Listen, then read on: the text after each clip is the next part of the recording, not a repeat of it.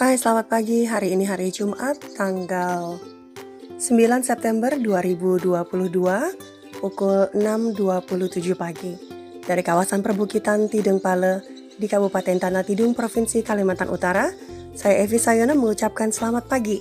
Semoga semua teman-teman dalam keadaan sehat dan bahagia tentunya ya. Pagi ini saya akan melanjutkan bacaan saya dari buku tentang pembelajaran terdiferensiasi yang berjudul Differentiated Instruction, Making It Work untuk guru kelas 3 sampai dengan 6 yang diterbitkan oleh Scholastic dan ditulis oleh Patty Drapeau. Saya masih akan membacakan bab 1. Setelah pada rekaman video ke-1 sampai dengan ke-6, kita membahas apa itu pembelajaran terdiferensiasi dan apa yang tidak termasuk ke dalamnya, dan kemudian juga membahas tentang kajian-kajian teori yang dihasilkan oleh para theoretists, para ahli psikologi dan juga ahli pendidikan yang teori-teorinya ini mendukung dilaksanakannya pembelajaran terdiferensiasi di kelas karena memang sesuai dengan cara belajar kita. Nah, pagi ini saya akan membacakan tentang meeting the needs of our students atau memenuhi kebutuhan-kebutuhan dari siswa kita. Ini masih bagian dari bab 1 halaman 17. Mari kita mulai. Memenuhi kebutuhan para siswa kita. Sekarang setelah Anda mengetahui apa yang dimaksud dengan pembelajaran terdiferensiasi dan mana yang bukan, dan Anda juga telah mempelajari sedikit tentang research yang mendukung pembelajaran terdiferensiasi, maka saya, maksudnya ini Patty Drapeau, menganggap sangat penting agar kita sebagai guru dapat benar-benar memeriksa kembali detail-detail yang dimiliki oleh siswa kita. Masuk di dalamnya potentialities atau potensial atau bakat-bakat yang menakjubkan yang juga kompleks yang dimiliki oleh para individu atau anak-anak di kelas kita. Setelah mendengarkan bacaan sebelum-sebelumnya, maka saya bisa berpendapat bahwa Anda bisa melupakan pembagian-pembagian simple seperti bahwa siswa itu dapat dibagi menjadi 3 kategori. Misalnya siswa di kategori rendah, siswa pada kategori sedang, dan siswa pada kategori high atau tinggi. Apabila pengalaman mengajar Anda seperti pengalaman mengajar saya, maksudnya Patty Drapeau, Anda akan tahu bahwa siswa dan pencapaiannya itu seringkali merupakan kombinasi dari intellectual ability atau kemampuan secara intelektual dan juga kemampuan mereka untuk engage dalam proses pembelajaran. Engage itu maksudnya dapat terlibat dalam sebuah proses pembelajaran secara intens dan fokus ya. Jadi biasanya achievement itu bukan hanya tergantung kepada intelektual, tapi juga kemampuan anak untuk bisa fokus dan terlibat dalam sebuah proses pembelajaran. Lalu di sini Patty Drapeau memberikan contoh bahwa dia seringkali melihat banyak sekali anak-anak yang sebenarnya bright atau pintar malah gagal ketika belajar. Dan banyak sekali anak-anak yang ada di level average atau level tengah-tengah malah kemudian bisa berhasil ketika belajar suatu hal. Patty Drapeau juga seringkali melihat bahwa kadangkala anak-anak yang pintar itu malah performance-nya atau pencapaiannya itu tiba-tiba menurun atau terjun bebas ketika anak-anak tersebut mengalami permasalahan di rumah. Atau Patty Drapeau juga seringkali melihat anak-anak yang dia sangka kayaknya anak ini gak bisa nih, tapi tiba-tiba anak yang seperti ini justru blossom. Blossom itu artinya dari bunga yang tadinya kuncup terus mekar gitu dan jadi indah. Nah, anak-anak yang dia sangka tadinya nggak punya itu gitu ya, nggak punya kebiasaan di sini justru bisa berkembang ketika Patty Drapeau memberikan mereka assignment atau tugas yang bisa cocok dengan area di mana mereka kuat. Misalnya, ketika Patty Drapeau memberikan project independen atau presentasi sebuah poster. Nah, personality atau kepribadian juga memerankan sebuah peranan penting. Kemampuan siswa untuk dapat commit atau terikat atau benar-benar bersungguh-sungguh mengerjakan sebuah tugas dan juga ulet ketika mengerjakan tugasnya, maka hal inilah yang akan memberikan sumbangsi terbesar dalam kesuksesan belajar mereka. Ini memiliki arti lebih banyak daripada hanya serangkaian hasil-hasil tes yang nilainya tinggi.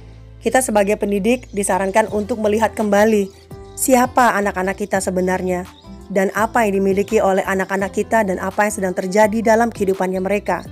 Dan ditambah dengan potensial mereka secara akademik atau potensi-potensi akademik mereka, ini akan menentukan apa yang mereka butuhkan terkait dengan kebutuhan secara kurikulum.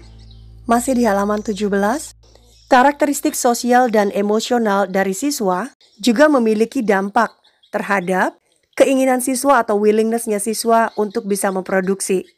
Sehingga mereka akan memiliki pencapaian yang baik di sebuah content area atau di sebuah pelajaran.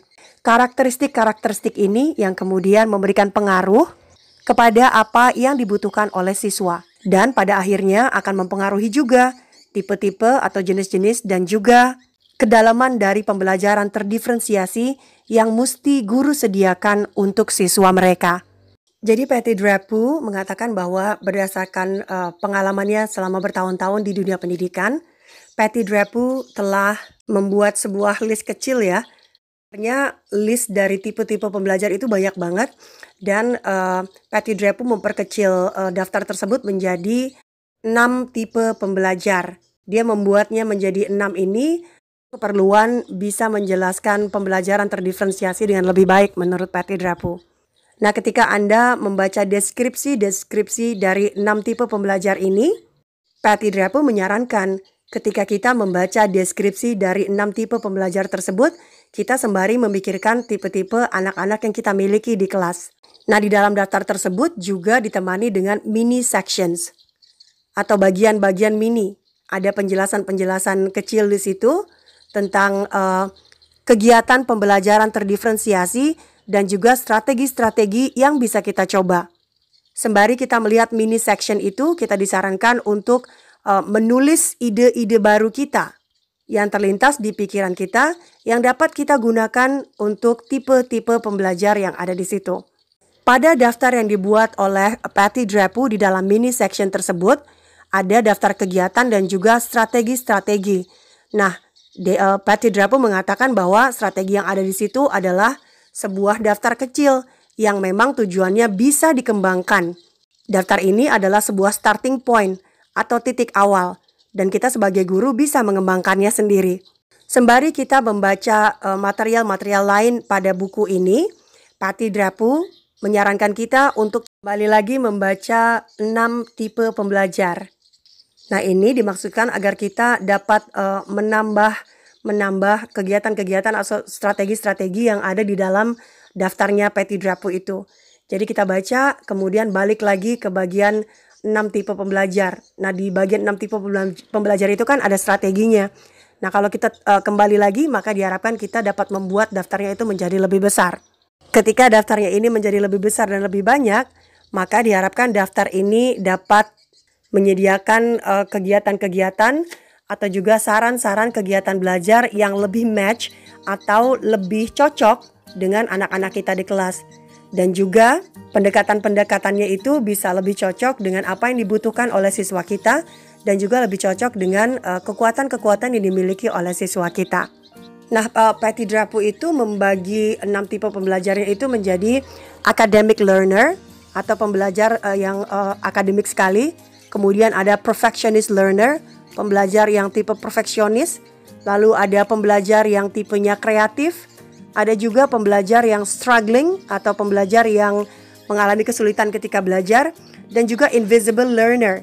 Invisible learner itu adalah pembelajar yang invisible itu artinya nggak kelihatan. Tapi karena pembahasannya banyak sekali, maka saya akan mengakhiri bacaan saya di pagi hari ini di bagian Meeting the Needs of Our Students, bagian pembukaannya di halaman 17. Saya akhiri bacaan saya sampai di sini. Saya Evi Sayono mengucapkan terima kasih atas kesediaan waktunya teman-teman untuk belajar bersama-sama dengan saya mengenai pembelajaran terdiferensiasi.